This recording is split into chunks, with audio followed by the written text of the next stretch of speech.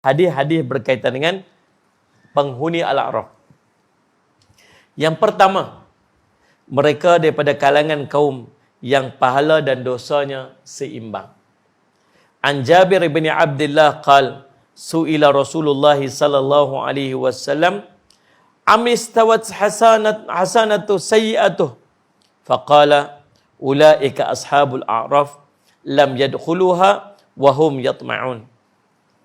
Daripada Jabir Ibnu Abdullah berkata, Rasulullah SAW pernah ditanya mengenai orang yang amal kebajikan dan amal keburukannya sama. Maka Rasulullah menjawab, mereka adalah penghuni Al-A'raf, mereka tidak dapat masuk syurga, padahal mereka sangat menginginkannya. Hadis diriwayatkan oleh Imam As-Suyuti rahimahullah ta'ala. Yang kedua, siapa yang kedua ni? Mereka ialah orang yang syahid berjihad di jalan Allah, sedangkan mereka tidak mendapat izin ibu dan ayah mereka. Allah salli ala sayyidina Muhammad. Allahumma salli ala sayyidina Muhammad. An Muhammad bin Munkadir an rajulin min Muzayyanah qala su'ila Rasulullah sallallahu alaihi wasallam an ashabil a'raf faqala innahum qaumun kharaju usatan bighairi idn abaihim faqutilu fi sabilillah. Daripada Muhammad ibnu Munkadir, daripada seorang laki-laki di kalangan Bani Muzayyanah yang mengatakan bahawa Rasulullah SAW pernah ditanya mengenai orang yang Ashabul A'raf ni, penduduk Ashabul A'raf. Salli ala sayyidina Muhammad. Allahumma salli ala sayyidina Muhammad. Lalu Nabi SAW pun berkata, sesungguhnya mereka satu kaum yang berangkat untuk berjihad fi sabilillah dalam keadaan derhaka kerana tidak izin, tanpa izin ibu dan bapa mereka, lalu mereka gugur di jalan Allah Subhanahu wa taala. Syahid tapi tak minta izin ibu ayah. Salli ala sayyidina Muhammad dan. Dalam satu riwayat yang lain dengan lafaz sedikit berbeza.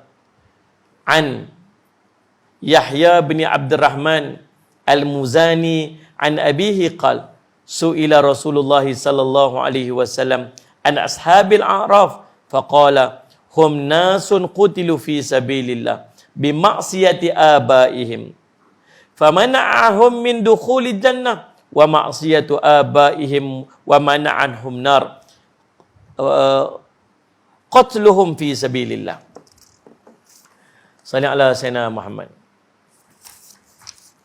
Dari Yahya bin Abdurrahman Al-Muzani daripada ayah dia berkata, Rasulullah SAW pernah ditanya mengenai penghuni Al-A'raf. Maka Rasulullah menjawab, mereka adalah orang-orang yang gugur di jalan Allah dalam keadaan derhaka kepada ibu bapa mereka. Mereka tidak dapat masuk syurga kerana derhaka kepada ibu bapa mereka, dan mereka tidak dapat masuk neraka kerana telah gugur berjuang di jalan Allah Subhanahu wa taala. Allahumma salli ala sayyidina Muhammad. Yang ketiga, siapakah penghuni Al-A'raf? Mereka yang diletakkan di atas Al-A'raf menunggu keputusan daripada Allah Subhanahu wa taala. Ibnu Jarir mengatakan kepada Huzaifah bahawa baginda pernah ditanya mengenai penghuni Al-A'raf, maka baginda menjawab bahawa mereka adalah kaum-kaum yang sama kebaikan dan keburukannya, sehingga amal keburukannya mencegahnya masuk syurga, sedangkan amal kebaikannya menahan hingga tidak masuk syurga. Huzaifah melanjutkan kisahnya bahawa kerana itulah mereka diberhentikan di atas tembok yang tinggi itu untuk menunggu apa yang diputuskan oleh Allah kepada mereka. Allahumma salli ala Muhammad. Lagi yang keempat, penghuni Al-A'raf akan mendapat cahaya nur yang akan menerangi mereka sehinggalah Allah membuat keputusan. Ibnu Jarir meriwayatkan melalui jalur dengan keterangan yang terlebih terperinci, Abu Humaid Ibnu Abdurrahman mengirimkan utusannya kepadaku, sedangkan ketika itu di sisinya terdapat Abu Zanad. Tiba-tiba keduanya membicarakan satu pembicaraan mengenai penghuni Al-A'raf, tidak seperti yang disebutkan. Maka saya berkata kepada keduanya, jika kamu suka maka aku akan ceritakan kepada kamu mengenai apa yang pernah diceritakan oleh Huzaifah. Keduanya menjawab, ceritakanlah. Saya mengatakan bahawa sesungguhnya Huzaifah pernah menceritakan tentang penghuni Al-A'raf. Huzaifah mengatakan, mereka adalah satu kaum yang diselamatkan oleh amal kebaikannya daripada neraka, tapi terhalang untuk masuk syurga oleh amal keburukannya. Dan apabila pandangan mereka dialihkan ke puing-puing neraka, mereka berkata, ya Tuhan kami, janganlah engkau tempatkan kami bersama-sama dengan orang yang zalim. Ketika mereka dalam keadaan demikian, tiba-tiba Tuhanmu menjenguk dan berfirman kepada mereka, pergilah kamu dan masuklah kamu ke dalam syurga, sesungguhnya aku telah memberikan keampunan untuk kamu. Salih ala Sayyidina Muhammad. Ibnu Mas'ud mengatakan, kelak di hari kiamat, manusia akan dihisab. Maka barang siapa yang amal kebaikannya lebih banyak satu tingkatan daripada amal keburukannya, maka dia akan masuk syurga. Barang siapa yang amal keburukannya lebih satu tingkat saja daripada amal kebaikannya, maka dia akan masuk neraka. Kemudian Ibnu Mas'ud membacakan firman ini, barang siapa yang berat timbangan kebaikannya, hingga akhir ayat berikutnya.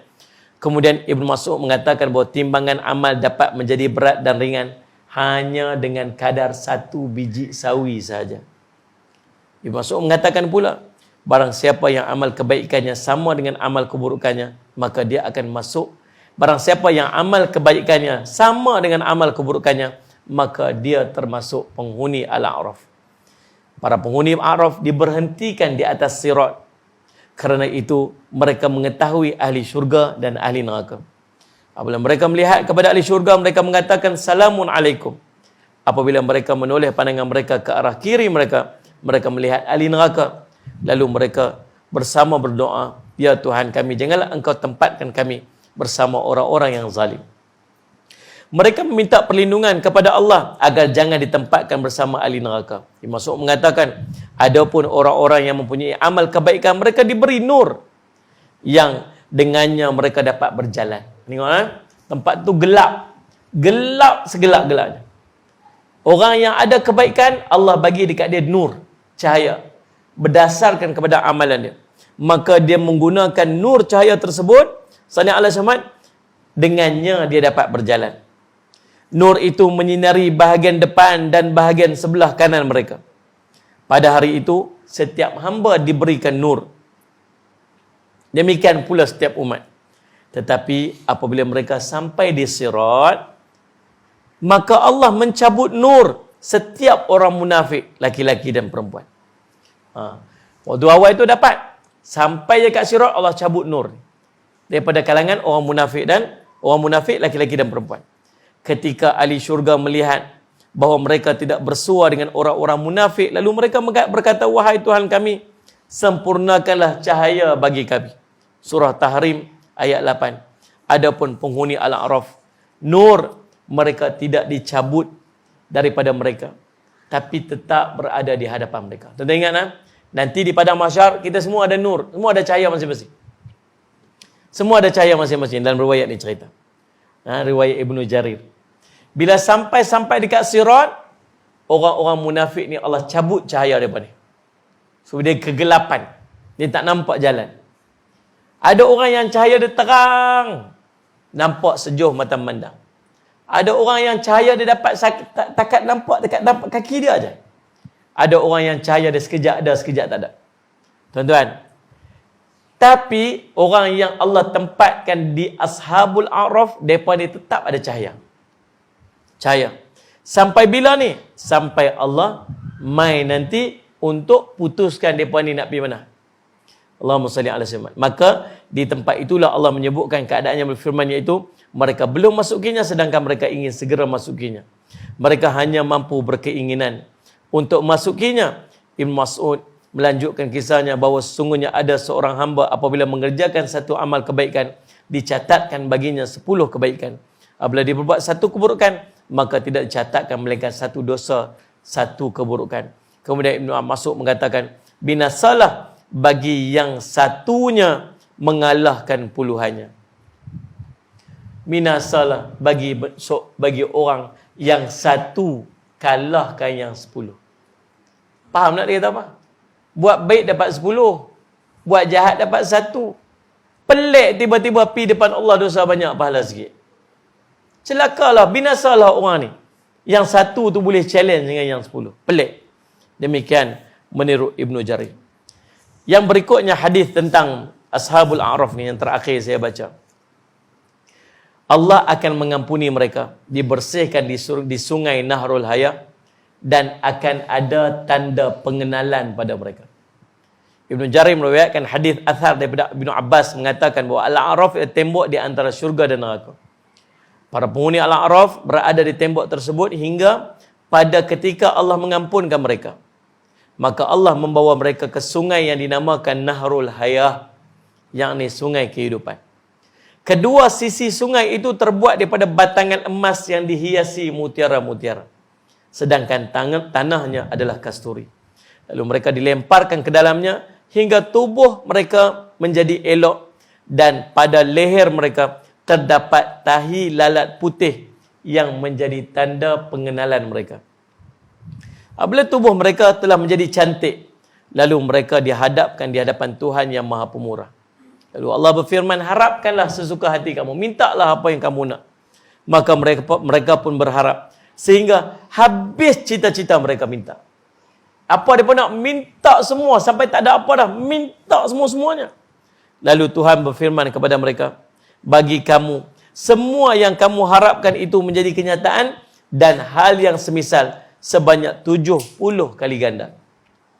Setelah masuk ke dalam syurga, sedangkan pada leher mereka terdapat tanda putih yang jadi pengenalan mereka. Jadi tanda pengenalan mereka, mereka dinamakan orang-orang miskin dalam syurga. Allah Rabbi tuan-tuan, Ashabul A'raf. Dan yang terakhir, mereka adalah yang paling akhir diperhitungkan. Ibnu Jarir menceritakan bahawa Rasulullah SAW pernah ditanya mengenai penghuni Al-A'raf. Maka Rasulullah berkata, mereka adalah hamba-hamba Allah yang paling akhir mendapat keputusan perkaranya di antara sesama mereka.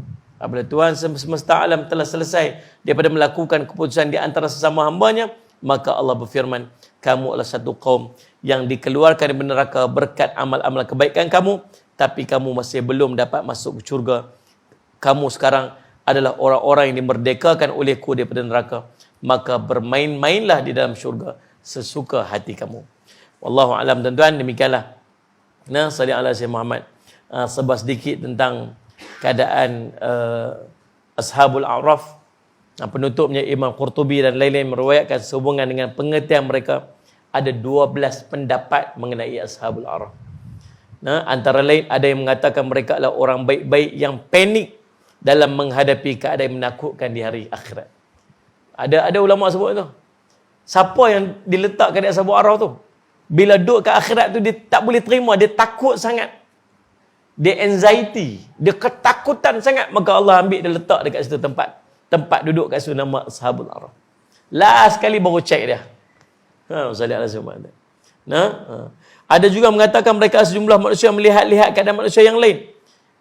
Ada yang kata Ashabul A'raf ni tempat dia nak pergi tengok aja. Dia tengok neraka lagu mana, dia boleh tengok macam tempat bersiar-siar macam tu. Ada yang kata lagu tu kak. Salih ala Sayyidina Muhammad. Ada pendapat yang lain kata apa? Mereka adalah para nabi. Dan ada pendapat yang lain kata mereka adalah para malaikat. Wallahu alam. Tuan-tuan, nanti tuan-tuan tengok sendiri apakah Ashabul A'raf. Al-A'raf tu macam mana? Cuma tak maulah jadi Ashabul A'raf tu. Kita minta pada Allah agar kita nanti kalau bolehnya dengan izin dan rahmat dan kasih sayang Allah, kita nak masuk syurga tanpa hisab. Terus je masuk syurga tanpa Allah perhitungkan dosa-dosa dan dosa-dosa kita insya-Allah.